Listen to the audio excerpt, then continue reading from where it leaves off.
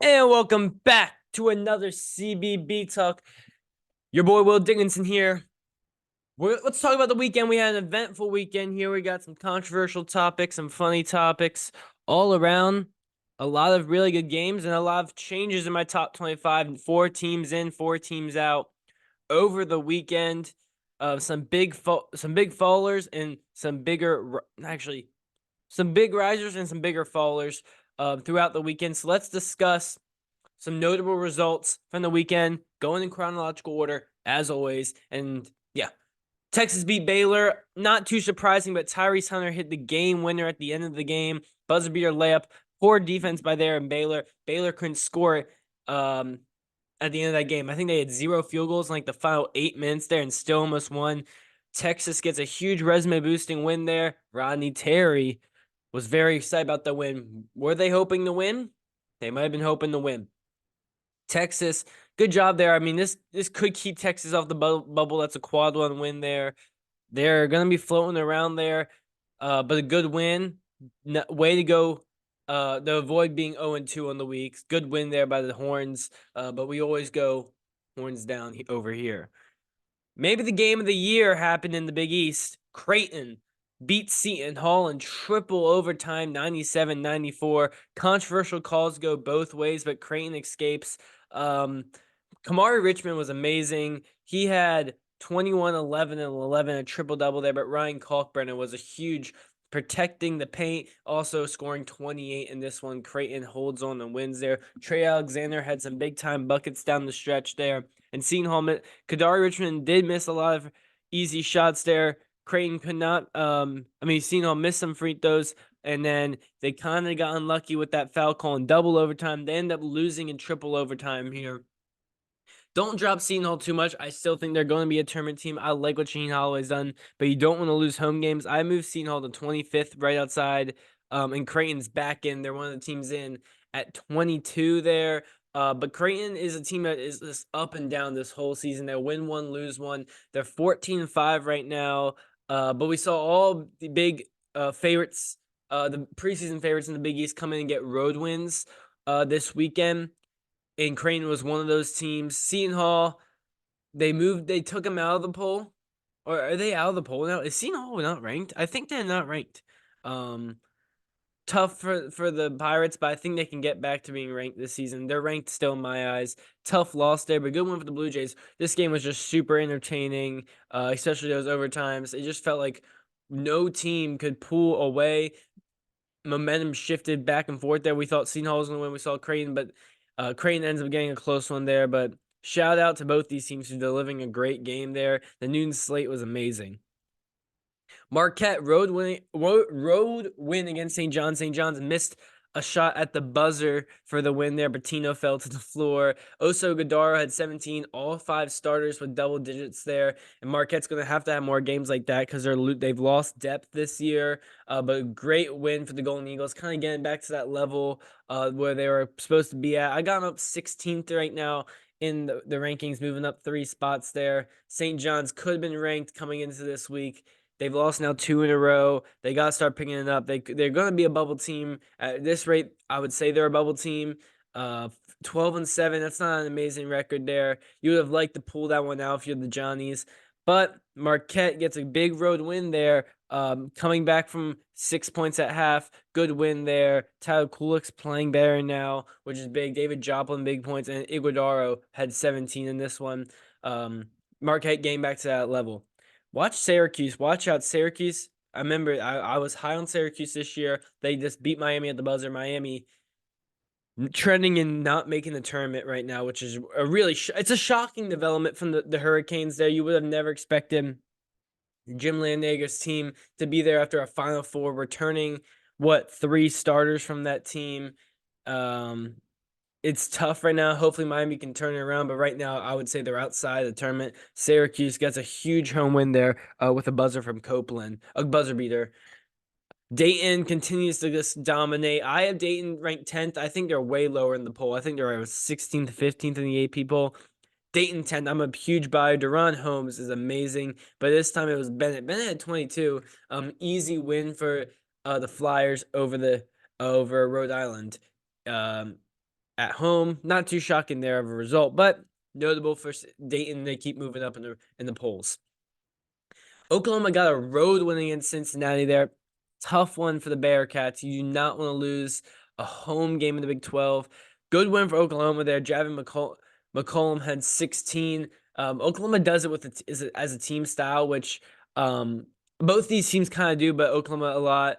Owe had 14 there, and then 11 off the bench from Hoogley, who's been good off the bench this whole season. I got Oklahoma ranked 15th in the nation there. Moved Cincinnati out. They're one of my 4 teams that dropped out.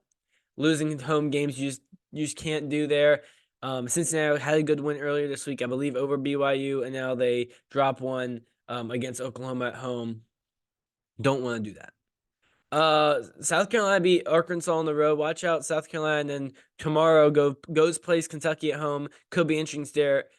Interesting there. The Gamecocks could be floating around the bubble this year. Boise State took down San Diego State at home by 1. They shut down Jalen Ledee again, who had 13. Stanley 17 for the Broncos there. A real resume boosting win for the Broncos. I don't have the Broncos ranked. Right now I have 3 teams from the three teams from the Mountain West and San Diego State and Boise State are not ranked there, with Colorado State and then New Mexico moving into my rankings. And then Colorado State and Utah State still at the highest team. Ledee at 13, but he was the leading scorer, but Reese Waters had 10, Lamont Butler 9. It was a struggle game. Damian Trammell had 9 off the bench there, but we had 4 players in double digits for Boise State with Stanley, Anderson, Dinglehart, and then Abo. And Max Ray struggled in this one. 1 for 8 from 3, or 1 for 8 from the field, 1 for 6 from 3. Didn't matter, as Boise State gets a narrow 1-point victory. Good comeback by the end by San Diego State. It wasn't enough. The Broncos are starting a new home win streak because they did get snapped. If they beat UNLV earlier last week, then they would be ranked, but they didn't. And the Mountain West, so tough at the top there, and winning home games is crucial. Tennessee blows out Bama. Bama was getting ranked buzz. I think they're in the poll at that time. They're not anymore. Now they have a big game, I think, later this week against Auburn. Tennessee's proven to be a legit team. I got the Volunteers 4th in the nation, moving up 1 spot there. Moved Alabama out there. One of my 4 teams falling out. Dalton Connect continues his hot streak. 25 in this one. Tennessee cruises. This Tennessee offense is finally as good as their defense, which is huge. Iowa State pulled off a road win against TCU there. Man, the Horned Frogs 0-2 on the or were they 0-2 in the week? Maybe not. TCU they were 0-2 in the week. TCU dropped them out of my rankings there. Iowa State back in. I got Iowa State at number 20 in the nation there. Great road win from TJ Ossenberger and the crew there. I mean, Taylor Lipsey's the leader. He didn't have a star performance in this one, but it was a good team effort there. Did Taylor Lipsey even play? Dude, they did it without Taylor Lipsey. Is he injured? I guess Taylor Lipsey's injured, dude. I was gonna say I didn't see a big game from Lipsey. Yeah, he must have been injured in this one. Did not suit up, and that shows a lot from this. Iowa State crew to get it done without their leader there. Gilbert 20, Jones 17. And 3 players in double digits for TCU wasn't enough. I think TCU will be a round bubble team, and I think Iowa State will be comfortably in the tournament this year. Especially when you can win road games in the Big 12. Those are pretty much automatic quad 1 wins. A team I was high on earlier this year that's trending in the right direction is Princeton, 15-1, one of the only teams with 1 loss in the whole nation.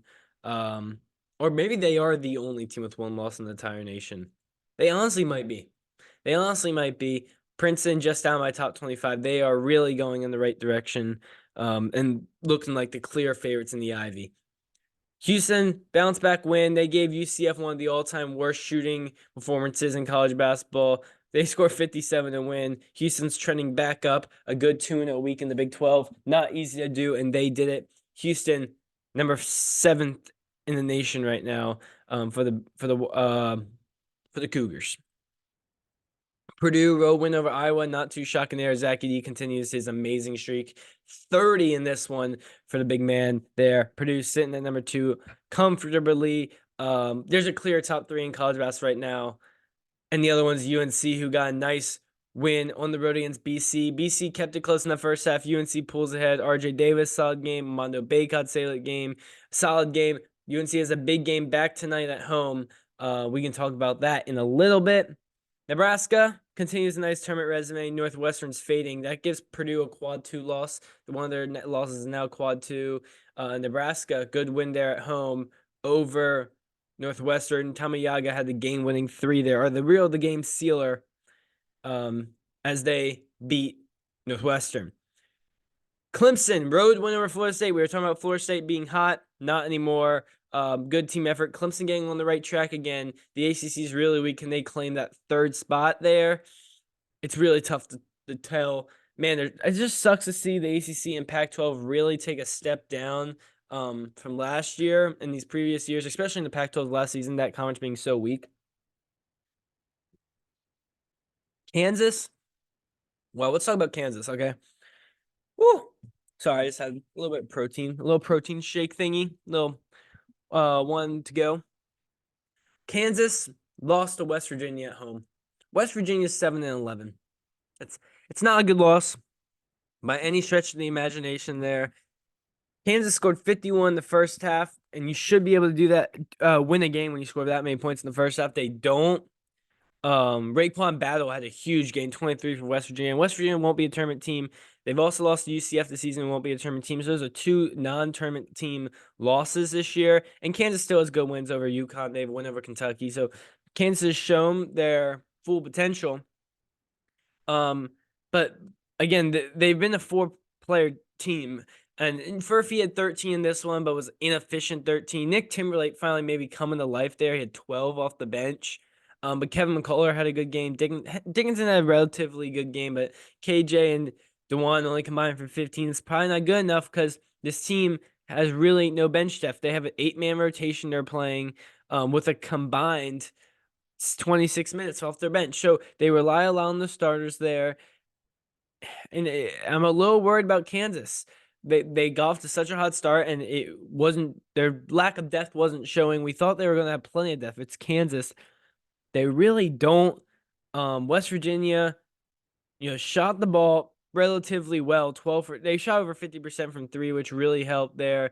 Made big time shots, and they stormed the court there in Morgantown. Good win for West Virginia. It shows how the Big 12 is just a dog-eat-dog world. But you got to win those games here, Kansas. I dropped Kansas to 8. They're still a top 10 team, resume-wise, obviously a top 10 team. And I think still talent-wise, they're up there.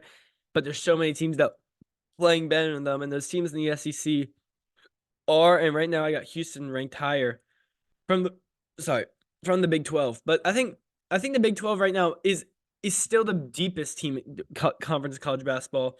But the top of it is not the strongest. I think the strongest top of a conference is the SEC. Because Auburn is red hot too. We're probably about to get to Auburn. Where was I at? Kansas losing. New Mexico got a road win pretty easily. Shout out to the Lobos into my rankings for the first time this year. Good job there. Richard Pitino, pretty sure the coach over there. The Patinos can win games. A&M got the road win, so they're keeping a little bit of a resume alive there. A good preseason hype team. They're going to have to win more games like that. Arizona had a big come from behind win over a shitty UCLA. So Arizona 2-0 week. They're still outside my top 10, but they didn't play amazing this week. I still think the ceiling of this team is immense, but they've shown a lot of inconsistencies this year, which is concerning because they're in a weak conference and you're not going to be able to get that many big-time wins now to build your resume. And if you're losing to bad teams, that's going to take a bigger hit. Like Kansas can make up these losses because they play in the Big 12, but when you play in the Pac-12, it's hard to make up those losses. It was another great Big 12 showdown between BYU and Texas Tech. Texas Tech ends up coming from behind and getting the win there. Isaacs is a real baller. 32 in this one. I really like the way Texas Tech and Grant McCaslin has started this year out. They've had some up and downs, but Isaacs, man, what a game from him. 32 in this one, 6 from 9 from 3, easy. Washington, 19, the big man there. Where did this guy is familiar? Warren Washington. Where he's I guarantee he's a transfer, but I'm just not gonna be able to find it. Yeah, because I'm searching him up. Where did Warren Washington play his ball? Where did Warren Washington play his ball before? Oregon State? Where else? Is it just Oregon State? Nevada? Arizona? Dude, this dude's played at 4 schools. He's been around. He's been around the block. He had a good one this one. Dude, this dude Khalifa from BYU came out of nowhere and just had a game. I think BYU was a little banged up, but Khalifa 21 in this one. Did shoot 17 shots there. Jackson Robinson really struggled. He's been their leading scorer this year, 2 for 10. BYU's going to shoot threes, and today they only shot 33% from that one compared to Texas Tech's 50. BYU susceptible of losing a lot of games because of the amount of 3 balls they take. Texas Tech back into my rankings there at 23. BYU, I still have them under consideration, but they play some inconsistent basketball. It's just the style they play. Kentucky. All right, let's talk about Kentucky. I do want to talk about Kentucky because all of a sudden, there's a new player spawned at Kentucky who's making headlines of Zanimir Ivic. Big Z. Let's call him Big Z because I don't feel like bumbling this man's name for no reason. 105 to 96. They allowed 61 points in the second half to a Baylor team who made a little run. I'm sorry, to a Georgia team. Made a little run. Georgia's trying to make a little bubble resume here. But Kentucky just gets another player. This dude was battling eligibility all year. It's his first game of the season. Comes out and has highlight plays. Hits a bunch of threes. That behind the back pass was sweet. Some dunk or two. He's looking like a unicorn out there. And this dude's going to rise up draft boards in 16 minutes. 13 points, 5 assists, 2 rebounds, 3 blocks, 2 steals. Filled up the stat sheet here. And it's impressive. Rob Dillingham only had 2 points in this one. And they didn't really need him to do much too crazy. I mean, Justin Edwards was the number 1 player in the country, and he's like the 5th best freshman on this team. Antonio Reeves has been so consistent this year. Trey Mitchell had a really good 123. DJ Wagner double with assists. Kentucky's hitting their stride. I've been on this Kentucky team for a while. I've been hyping them up, and they lost a game to A&M. I got Kentucky I got Kentucky 5th in the nation here. And look, they don't have a lot of great wins, but you see the amount of talent this team has. It's hard to argue against them being a top 5 player. And I don't rank these teams based on resumes. I rank them on. I will say I don't rank them solely on resumes. I take into account that, but I take in how they're playing at the current. I take in their broader, like the horizon of the team, where they can get to. And Kentucky shows that their ceiling is as good as any team. And I believe once they get to go play the Tennessees and Auburns in this conference, and Alabama's the that higher end teams in the SEC, they're going to show out. And yeah, they lost a game to A&M and a close one on the road. That was a hard game to go in and play. Kentucky's hitting the stride here. They look scary good. And if Big Z can be the truth, Kentucky could win a national championship this season. Nevada, it's good. Yeah, Nevada. Looking like the 6th best team in the Big West there. Losing a road game to Wyoming. That hurts.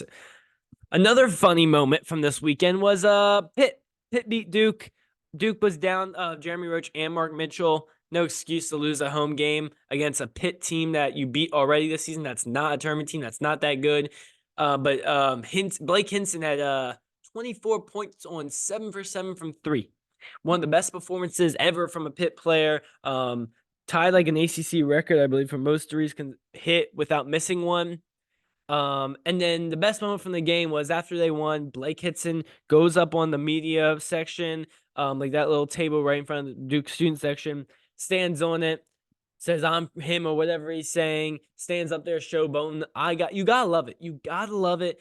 The Duke fans give him some of these double birds.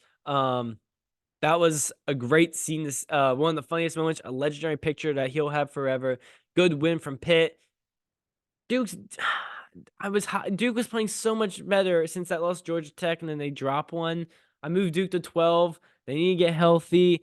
I still think they can compete with UNC at the top of the ACC, but that's just not a great loss to the Blue Devils there. And they rightfully so dropped a couple spots.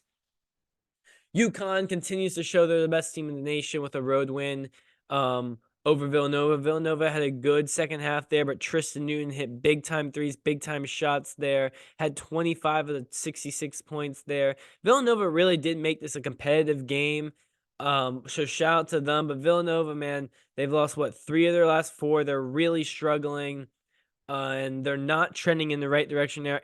Eric Dixon 1 for 6 from the field. They're just Villanova, when they won Atlantis, they were showing that they could be an elite team this year. And I thought they were. And now they're 11-7, really gonna be close to going to be a bubble team this year.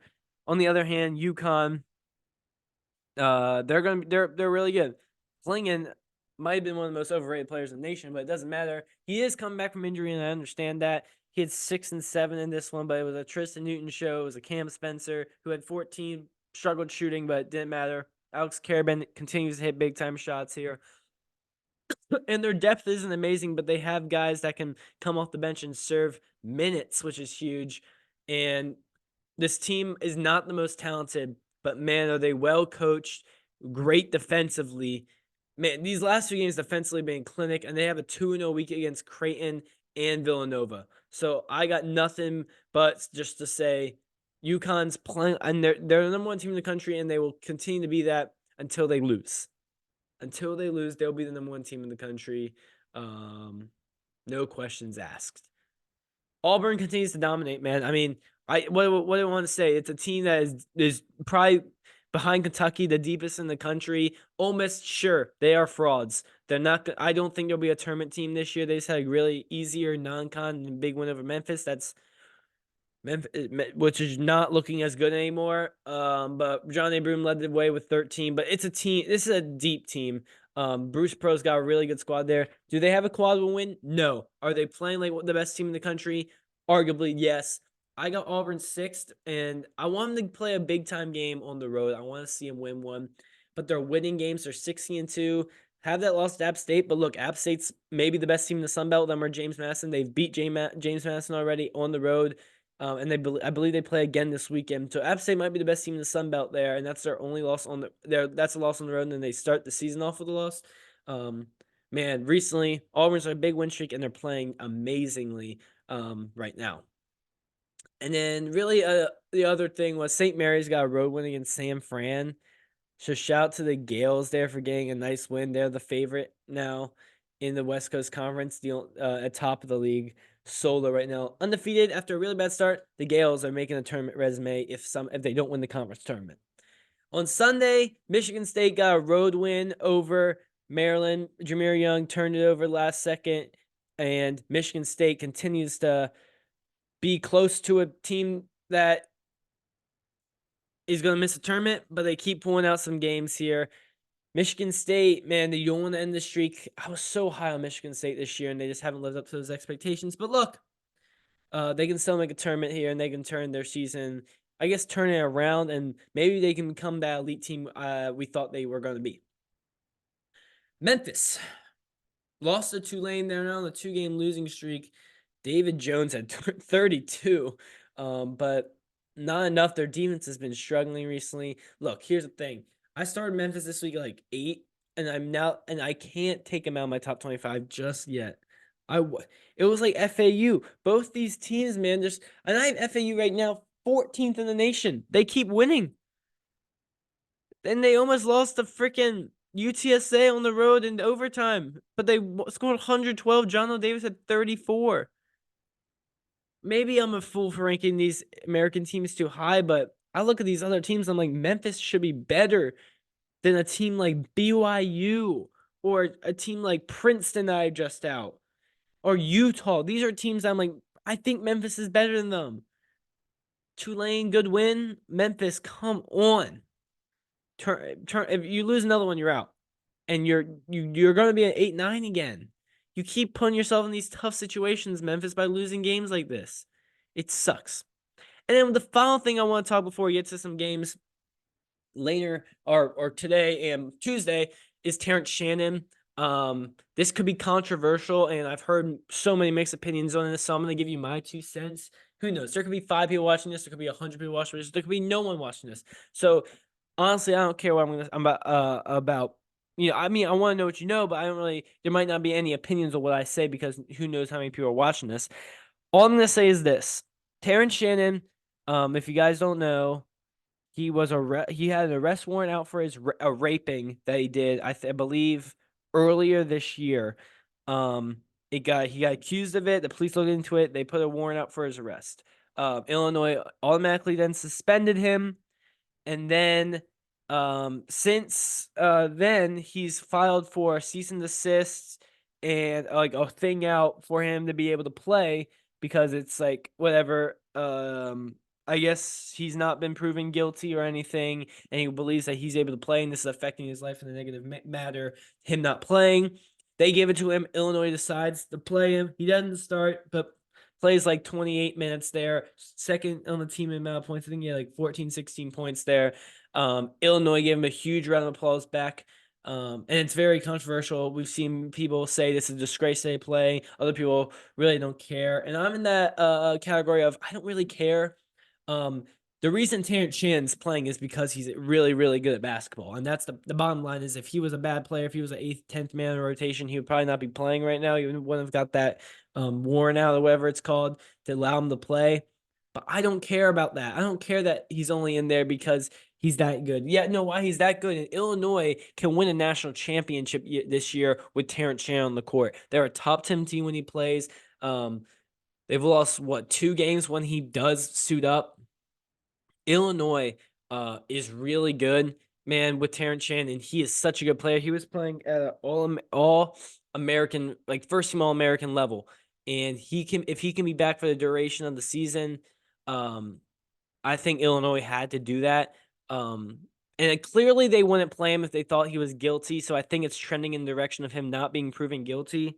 And for that reason, Illinois is deciding to play him, and I don't have a problem with it. You know, it's not a great situation to be at, but I'm not a guy that's gonna be like that's a disgrace to Illinois. No, there's a lot of times that this happens where just because someone has some clout, they're gonna get accused of something for money.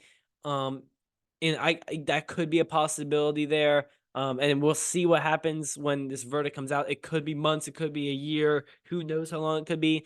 And I don't want Terrence Shannon's life to be ruined for something that he didn't do. If that's the case, so I'm gonna allow Terrence Shannon to play. I'm not gonna comment on this anymore throughout the year, but he's back, and that's huge for Illinois. And when I saw that, I laughed. I honestly laughed. I was like, no way, Terrence Shannon's coming back. And as a fan, it's a good thing because I want to see the best players play night in and night out. And Utah did beat Oregon. I guess that happened yesterday too.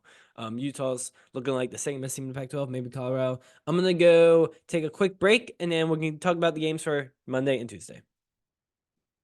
Oh, whoops! Forgot to pause it. I look like a fool. All right, so after that quick break, for you it was no time. For me, it was about a minute. We got some games coming up for today and tomorrow, so let's talk about them. Wake against Carolina. Wake Forest could be the 3rd best team in the ACC. Who knows? The ACC is complete ass besides the top 2 teams. UNC, one of the 2 power conference teams that are undefeated in conference play. It's them and Auburn. Can they continue? I think this would move them to 8-0 in ACC play. Man, they're trending in the right direction is Carolina. They're playing amazing. They just got moved up to 3rd in the poll. They were 3rd in the poll already for me. I liked how UNC's playing. I expect them to win this game. If Wake can pull off an upset here, that'd be huge for the tournament resume. That would boost them so high up and almost guarantee a goddamn spot in the fucking tournament if their season didn't fall off the chains, assuming that. And then the other notable game is Cincinnati at Kansas. Kansas is coming off a loss. Not playing well. They've played close games at home. Handle business here, Kansas. Cincinnati also coming off a loss.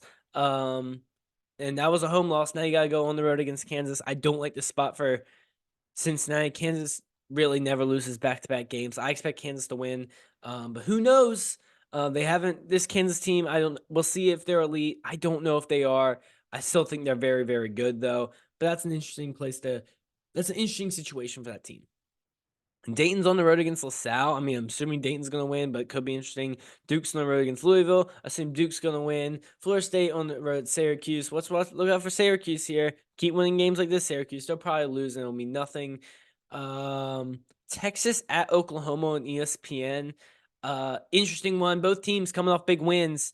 Oklahoma did on the road since Texas did at home. I think Oklahoma both these teams I don't think are elite teams. I think they're solid, good teams. I think Oklahoma's better, and then the fact that they're on the road is a huge advantage for them. Porter Moser's done an amazing job. Is this year 3 or year 2? What year is this for?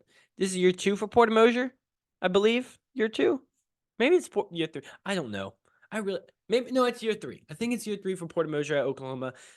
He's done a good job. Oklahoma's a good team. They don't have the star power as Texas. I don't think it matters. I think Oklahoma's going to get this done at home. Star power is in household names in college basketball. Of course, Texas got Max Asmus, Tyrese Hunter. These are guys who have proven to do it in big moments, including Dylan DeSuze had good games. So, they are more known players because they're preseason hyped bigger or preseason hyped more. But we've seen Oklahoma be the better team this year. Kentucky's on the road against South Carolina. Let's see if South Carolina can do something that hasn't done in a while and, be a legit, really good team. I guess they made the Final Four, 8, 9 years ago. Dude, that's crazy. It's like 8 years ago. I think it was like 2016. Kentucky, though, let's see how Big Z is. I guess that's going to be fun to watch. That's on 7 o'clock tomorrow on SEC Network. Wisconsin's on the road against a solid Minnesota team. I don't think Minnesota's not a tournament team, but they're solid, and it's a road game. Wisconsin could be in danger there. Xavier Creighton handle business at home. And then, of course, this game's on ESPN+. You got freaking Houston and BYU, but then TCU Oklahoma State's actually on TV. Can you somehow change that?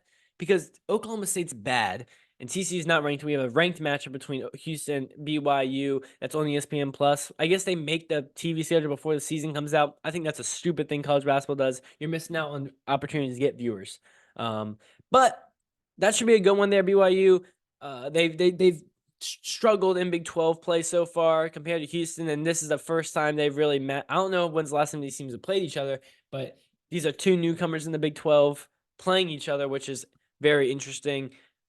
BYU at home, I think they're going to lose. I think Houston's a really good team still. I think they'll prove it. And I was a downer in Houston, but they've played better this last week. BYU, never been a huge believer in them. I can't believe they still got them ranked. But who knows? BYU shoots a 3 amazingly, but Houston's such a good defensive team. That's going to be an interesting matchup there. And then Purdue plays Michigan. Shouldn't be too much of a challenge there. And then Boise's on the road, so maybe watch out there. But besides that, that's really it for the next 2 days. Some solid games. This was a good episode, I think. Productive, good. Got everything done. Thanks for watching, and peace.